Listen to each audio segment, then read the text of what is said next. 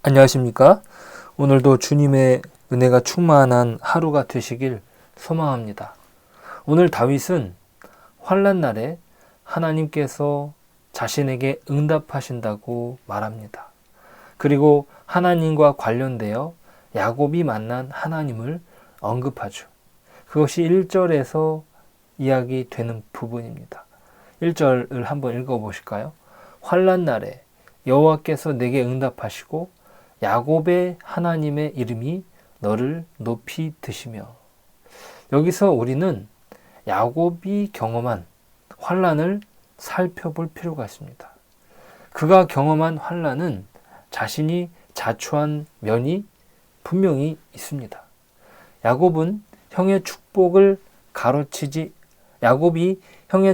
가로채지 않았다면 겪지 않았을 환난이죠. 그렇지 않습니까? 야곱이 팥죽 한 그릇으로 형의 축복권을 빼앗은 것도 그렇지만 아버지 이삭이 베푸는 장자의 축복을 가로채는 것은 어떻습니까? 결국에 에서의 공격이 두려워 에서가 죽일 듯이 그 분을 품고 동생을 죽이겠다는 그 말이 두려워 삼촌에게로 도망가지 않습니까? 삼촌에게서는 어떻습니까? 자신이 에서를 속이며 얻었던 축복의 대가를 그대로 받습니다. 그는 스스로 무언가를 얻어내기 위하여 욕심껏 싸워왔던 사람이죠. 결국 하나님과의 씨름은 야곱의 모습을 여실히 드러내 줍니다. 끝까지 자기 힘으로 하나님을 이기려다가 그는 환도뼈가 부러지지 않습니까? 욕심 가득한 인물의 대표적인 사람이 야곱이기도 합니다. 그럼에도 불구하고 하나님께서는 야곱을 지켜주시죠. 야곱이 쫓기는 상황 속에서 하나님은 그를 만나 주십니다. 그리고 약속하십니다. 나는 여호와니 너의 조부 아브라함의 하나님이요 이삭의 하나님이라. 내가 누워있는 땅을 내가 너와 내 자손에게 주리니 내 자손이 땅의 티끌같이 되어 내가 서쪽과 동쪽과 북쪽과 남쪽으로 퍼져 나갈지며 땅의 모든 족속이 너와 내 자손으로 말미암아 복을 받으리라. 내가 너와 함께 있어 내가 어디로 가든지 너를 지키며 너를 이끌어 이 땅으로 돌아오게 할지라. 내가 내게 허락한 것을 다 이루기까지 너를 떠나지 아니하리라. 창세기 28장 13절부터 15절까지 기록된 하나님의 축복이 이렇습니다. 야곱이 쫓기는 환난은 다윗이 말하고 있는 환난과 다를 수도 있습니다. 다윗은 적어도 자신이 왕이 되겠다 욕심을 부리면서 얻었던 환난이 아닙니다. 오히려 사울이 자신의 자리를 욕심내고 다윗을 죽이기 위해 혈안이 되었기 때문이죠. 그런데 왜 다윗은 환난의 때를 언급하면서 야곱의 하나님을 부르는 것일까요? 야곱의 하나님이 가르쳐 주는 것은 무엇이기에? 야곱의 하나님은 어떤 하나님이십니까? 야곱이 욕심으로 자신의 몫을 챙기는 것에도 불구하고 하나님께서는 그를 내치지 않으셨다는 것입니다. 오히려 그를 지켜주시고 보호해 주시죠. 무엇으로부터 보호해 주십니까? 자신의 욕심으로 말미암은 환난에서도 그를 지켜주신다는 것입니다. 그의 욕심의 대가는 그를 20년간 고생하게 만들었습니다. 하지만 그를 끝까지 붙잡고 도와주시는 분은 누구셨습니까? 바로 하나님이십니다. 오늘 본문에서의 환난은 마치 야곱과 같이 자신에게서 비롯된 환난일지라도 하나님께서는 붙들어 주신다는 사실을 피력해 줍니다.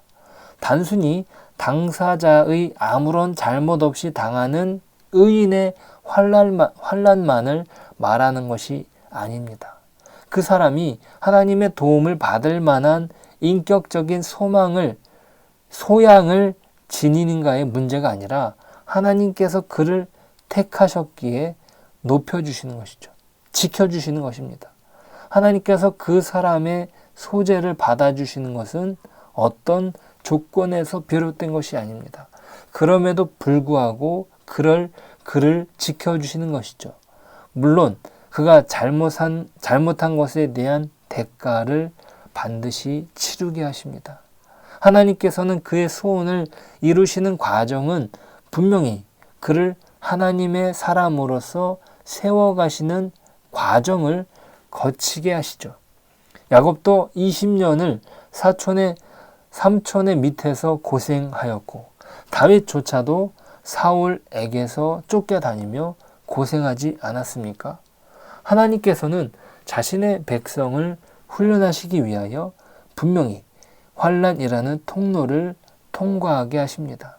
이 환난이라는 것은 왕이라 할지라도 피해가지 못하는 것입니다. 다윗이 왕으로서 하나님 앞에서 구원받을 이유가 무엇입니까? 모든 것을 자기 마음대로 할 수 있는 위치임에도 하나님께서는 그에게 환난을 허락하십니다. 그가 어찌할 수 없는 환난을 겪게 하시죠. 자신의 아들에게 쫓기는 수모를 겪지 않습니까? 그가 저지른 죄악으로 인하여 겪게 된 환난이었습니다. 그럼에도 불구하고 그를 지켜주시고 인도해 주신 분이 하나님이심을 다윗은 알았습니다. 다윗은 하나님께 왕을 구해달라고 요청합니다. 오늘 구절이 그렇죠. 여호와여 왕을 구원하소서, 우리가 부를 때 우리에게 응답하소서, 이렇게 기도합니다.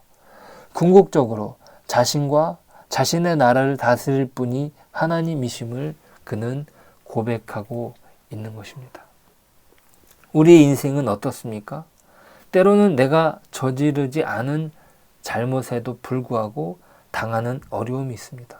또한 때로는 우리 스스로의 잘못으로 인하여 겪게 되는 어려움이 있습니다.